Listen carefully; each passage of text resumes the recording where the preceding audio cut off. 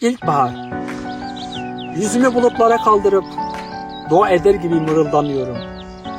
Kuşlarla, otlarla yıkanıyorum. Rüzgarlarla, ilkbaharla. Güneş göz kapaklarıma sıkıyor. O güvenilmez ilkbahar güneşi. Rüyada mıyım, gerçek mi? Hem var gibi hem yok gibi.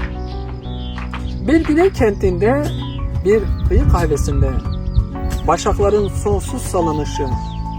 Burada kendimle baş başa ömrümü böylece tamamlayabilirim. Bir kuşu dilinden öpmedim hiç. Belki bir gün öpebilirim. Belki bir gün rüzgar olurum ben de. Eserim başakların üzerinden. Kalbim bir yaz gününe karşısın isterim. Bir kuş cıvıltısında doğmak için yeniden.